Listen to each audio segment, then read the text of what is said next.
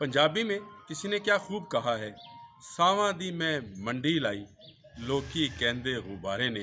मैं आपको आज एक ऐसी शख्सियत से मिलवाने जा रहा हूँ अपने इस चैनल ARK TV के ज़रिए, जो आज भी अपनी मजदूरी और अपनी बढ़ती और ढलती उम्र के बावजूद अपने हाथ से कमाता है, गुब्बारे बेचता है।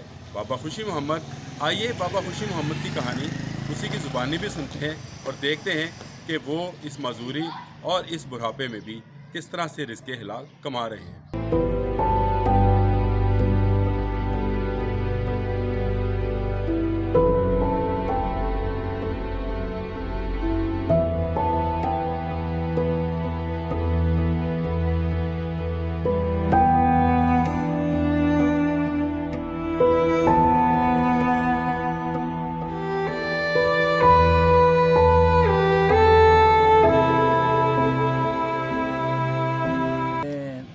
टाउन न्याज बेग बचपन वहीं से है?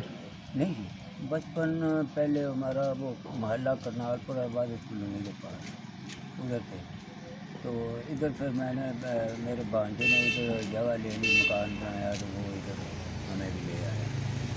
तो मैंने पहले बनाया था दुबनपुरा में, वो तो ठेकेदार के साथ मिलकर तो वो बनाया 5 मरले में, 2 पोर्शन करके 2.5 मरले डबल स्टोरी। 1,05,000 बोलो लगाया। उसके बाद वो ईंट मकान की बैठक की वो सब ईंटे वो उसके अंदर ही लग गई।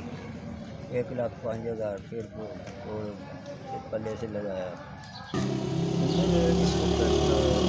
70-78 साल के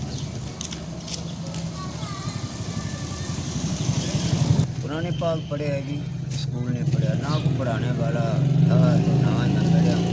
पुराने पाक पढ़ा हूँ, मगर इतना है कि वो अल्लाह ताला ने पंजाबी उर्दू किताब लिख नहीं सकता, मगर किताब जो है मैं पढ़ सकता हूँ। जो खुश खाते लिखा हुआ है वो पढ़ लेता हूँ, मगर वो लिख नहीं सकता। अल्लाह ताला का शुक्र है।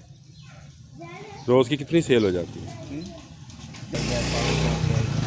500 600 सेल हो जाती है, उसमें 200-250 अपना अल्लाह ताला दे देता है। टांग को क्या हुआ आपकी? टांग को जी बचपन से गंभीर हुआ था, तो उसके बाद 11 साल की उम्र उस वक्त थी। उसके बाद वो गंभीर वो ऑपरेशन करवाया गंगाराम अस्पताल में, तो वो तो ठीक हो गया, मगर टांग कमज़ोर हो गई, छोटी हो गई। तो उसके बाद ये टांग जो है ना, इसके बस ऐसे कि यो गिल्टी सी बन गई है, तो उसकी वजह से सीधा होकर नहीं चला जाता। ये साइकिल पर भी बैठता हूँ तो बड़ा मुश्किल से। तो बस ऐसे ही है कि भीख तो मांगी नहीं जाती।